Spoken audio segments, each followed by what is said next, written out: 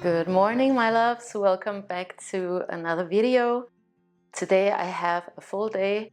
First of all, I want to talk with you guys about some new calcites that I have for you, and also a little bit about my own calcite collection and why calcites are so cool. Then also, yesterday I got this idea that I want to paint the kitchen. It's in dire need of a little bit of paint. I'm just gonna paint it white, just the walls and the panels. So that's gonna be like an evening little project that I'm gonna do over the next couple of days. And then I think that we're going to a flea market also. We're going to the flea market tomorrow. Today I'm also taking Anka to karate and yeah, you know, all of the mom stuff. But first of all, the new calcites that I have for you. This one is a Snowball calcite, and this is really unique. This is out of an old collection, so it's pre-loved, and this is just unbelievable. And I'm gonna show you some close-ups of it. So it has these amazing petals, these transparent, angel-like, flowery petals of calcite. And the cool thing about calcites, and what I'm going to show you in a second, is how different calcite is, how many varieties it comes in, how many unique formations. So you could have an entire calcite collection and you know, have so many different specimens. Calcite is a pretty soft type of crystal. So it's found in many places all over the world, and it has a hardness, I think, about 4. So it's quite soft, and you don't really want to get calcite into water. So when you clean it, you have to be a little bit more gentle and careful, and that's one of the things that I also love about calcite. So this one, this Snowball calcite, is just so unique. I love when I find white calcites and gray calcites and brown ones.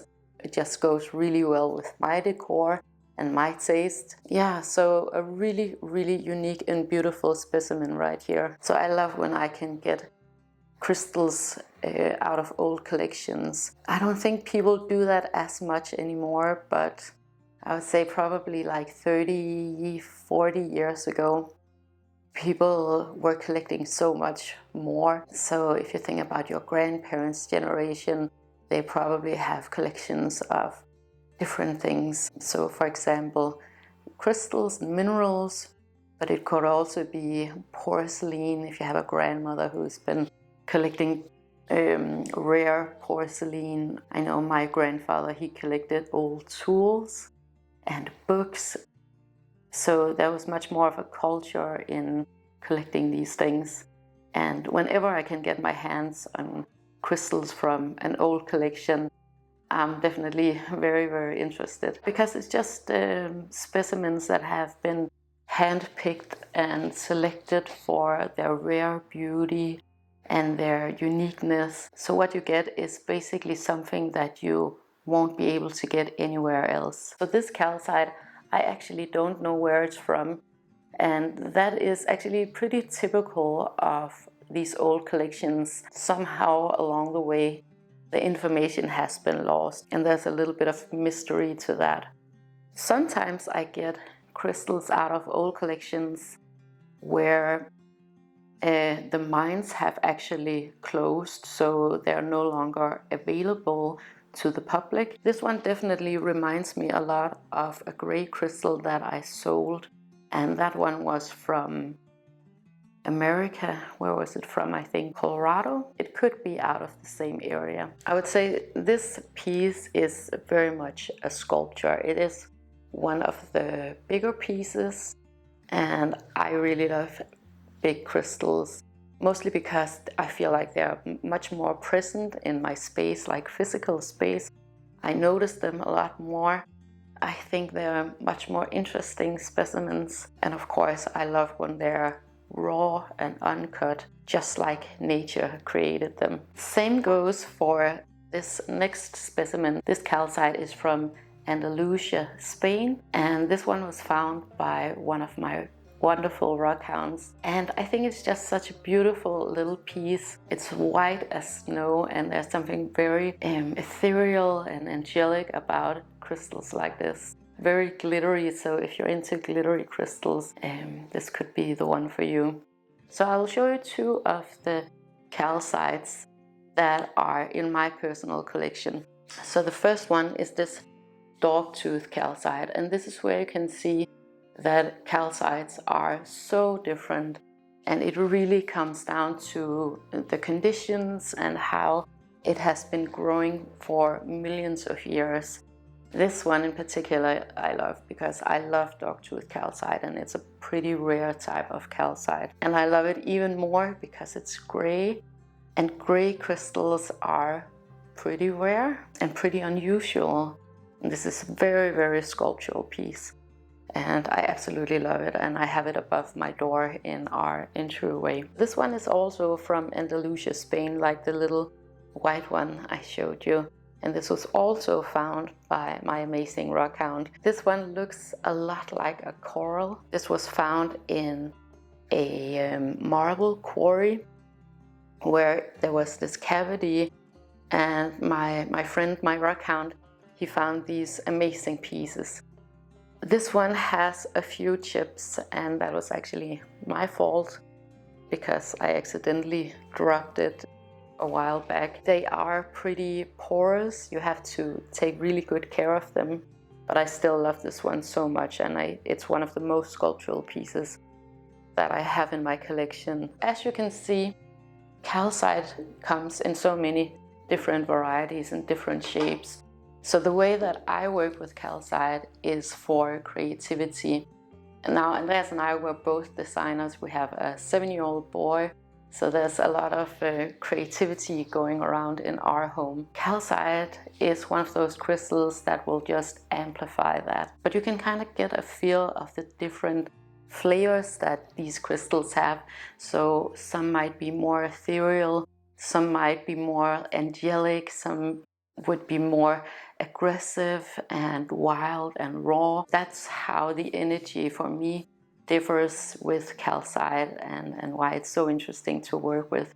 But I would say overall it's a really, really great creativity crystal, and one that I definitely lean on for bigger creative projects, especially this one, the dogtooth calcite, because it has this really raw, really untamed type of energy in my experience. So with interpreting crystals, I always talk from my own personal experience and what energies I pick up on and how I experience working with crystals.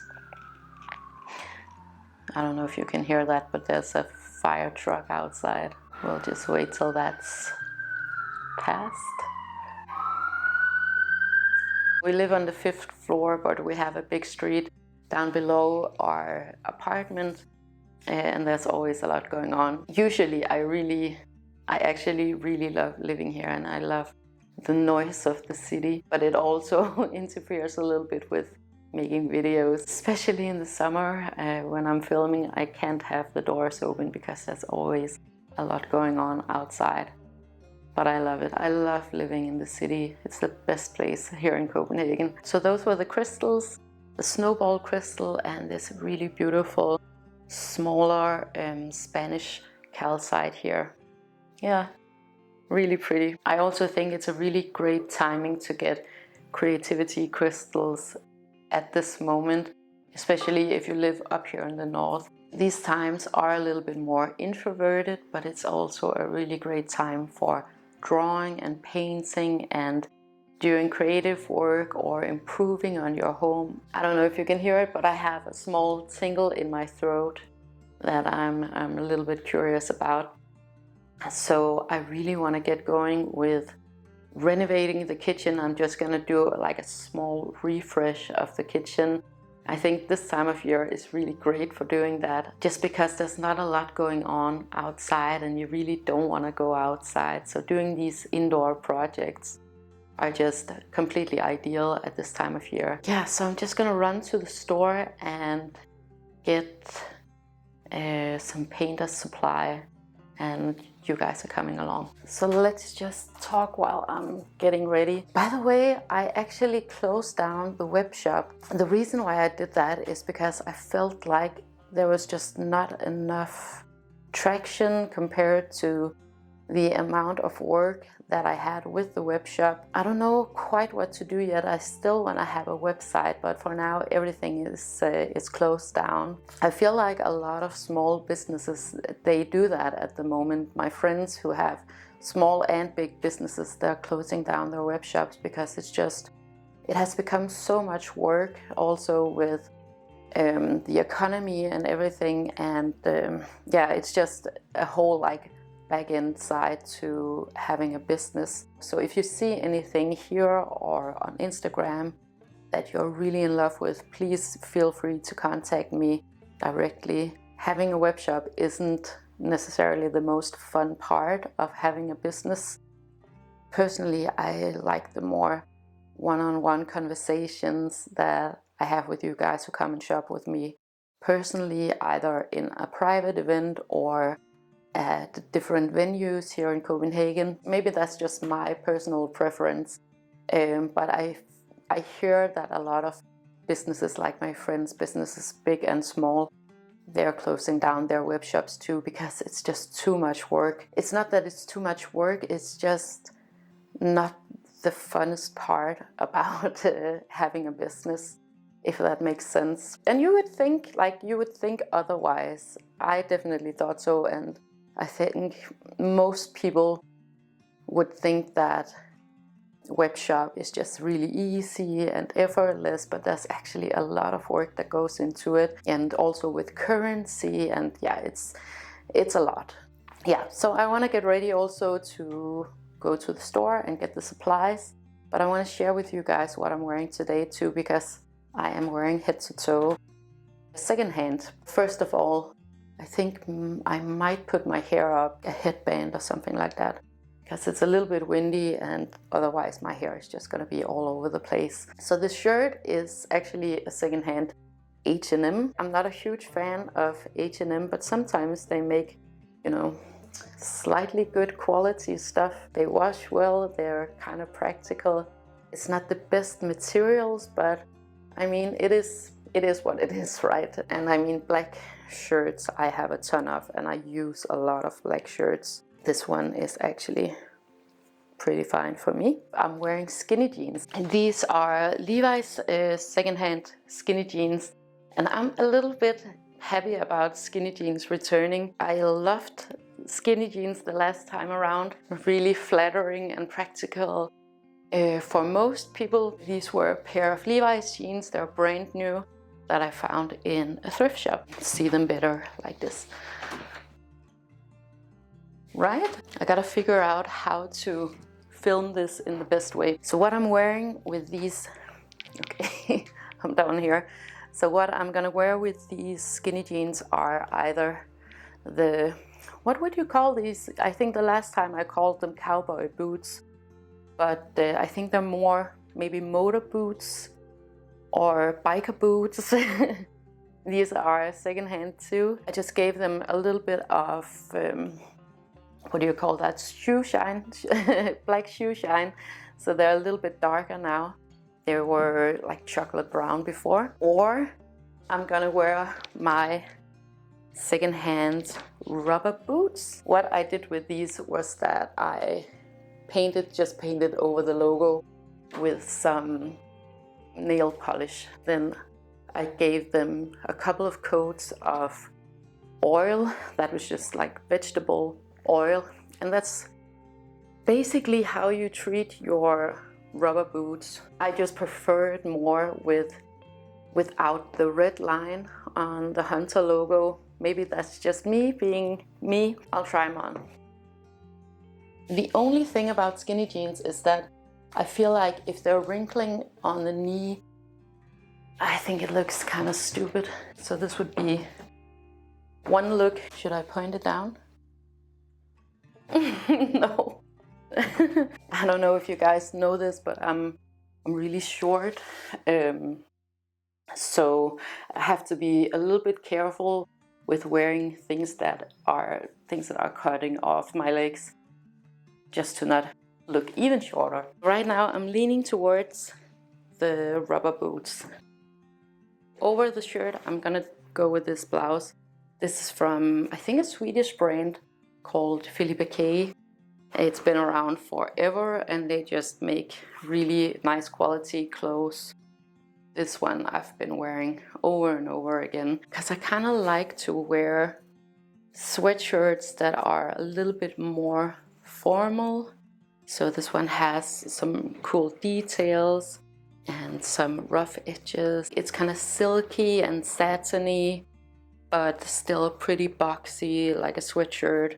So I think it's gonna go well with the skinny jeans. Then I'm bringing this bag, and I'm actually kind of excited about this one. It is just a thrifted bag. It's not like a label. It didn't have a label, so I don't know where it came from, but it's just like a cool little fun thing. Probably really cheap and inexpensive, but it's always fun to find trendy pieces like this one in thrift shops instead of going out and buying them from new. But I've actually received so many compliments on this bag because this look is just really trendy in Copenhagen at the moment. Lastly, I have this puffer jacket here, and this was an H&M puffer jacket too that I found for like everything that I'm showing you today. I didn't pay a whole lot for it, but just a really cool puffer jacket, like a basic puffer jacket. Yeah, I've been using it a lot for going in the woods and on trips with Anker. So in that way, it's super practical, but I also feel like it's cozy and cool to wear things like this in the city. Yeah, I'm definitely gonna put up my hair and then let's go and get some painter's supply.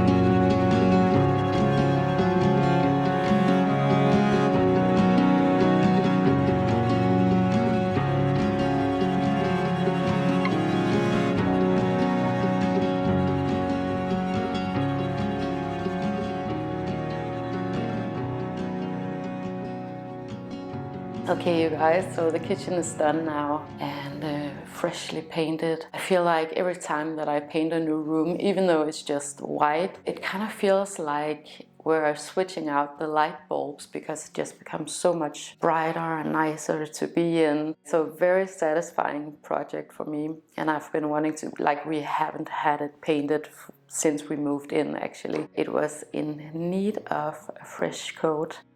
As you saw, I went to a flea market. It's actually just a 5-minute walk from here. It's called Veras, and I'll leave the link for you guys in the description below, because I think that this is the coolest flea market in Copenhagen. So if you're a tourist or you're just visiting the city, Veras is a really great place to go, especially for fashion. I didn't need a whole lot, but I did buy a few things that I want to show you. Veras, I think it's like once a month or something like that, they have an event, and it's in different locations, but it's always nice when it's just a 5-minute walk from our apartment. So first of all, I got this shirt that I'm wearing now. It's like a thick woolly kind of material. It's from a brand named Red. I think it's Danish or Swedish. I'll leave the link for the brand. So just an example of what you can get in Copenhagen flea market. So the price for this one originally was 2,500 kroner. I paid 100 for this one. And it's just a really high quality, really cool cut. I think it looks a little bit like a barn jacket, just more sleek and like minimalistic, the way that I like it. Andreas, he's probably gonna wanna wear this one, so maybe I'll give it up to him. Just to give you a few examples on how affordable it is to buy high quality clothes here in Copenhagen secondhand. So I got this bag right here. This is from Weekday, which is a Swedish brand. I just thought that this would be a really great beach bag when summer comes. It's vegan, of course. Then I found some vegan boots with a square toe, and I love the block heel. So these are actually H&M. As you guys know, I don't shop at H&M, but I think sometimes I'm missing out on some of the vegan options that they have, because these boots are definitely really, really cool. Never been worn, just I think probably someone who bought them by mistake or didn't return them or something like that. I think I paid around 10 kroner for these boots, so really a scoop too. And I have a few Fashion Week parties coming up. Then I got, for Andreas, I got like a kind of a mix of a sporty and formal version of a trouser. And these are by Han København. Han København is a really cool brand. I think it's the coolest brand that we have in Denmark at the moment. I have a lot of their things, and Andreas, he has a lot of clothes too. And it's just a cool brand. It's very Danish. It's a little bit more on the gothic side. So very dark. I would say it's kind of like Rick Owens, but just in a Nordic way. The materials are super nice. So even if you're not into the dark gothic aesthetic, just the basic things that they have, like a black pair of pants, for example, is just high quality and really, really nice. And I think I paid 50 kroner for these, and they're brand new. Han København, it's been around for quite a while, but I think what made them famous was that red carpet interview with Julia Fox, where she's wearing this dress that's like a black dress with a hand coming up on her neck.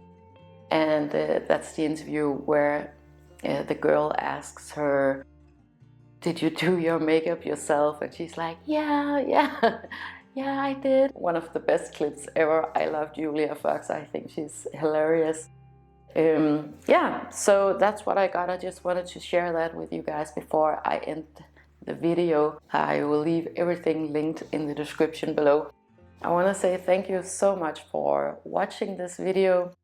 If you enjoyed it and you would like more of this type of content, make sure to like, share and subscribe. I definitely enjoy doing it, and yeah, it just makes me know what you guys want me to talk about and the kind of content that you want me to share. So I want to wish you guys the most amazing day with so much love to you and to yours.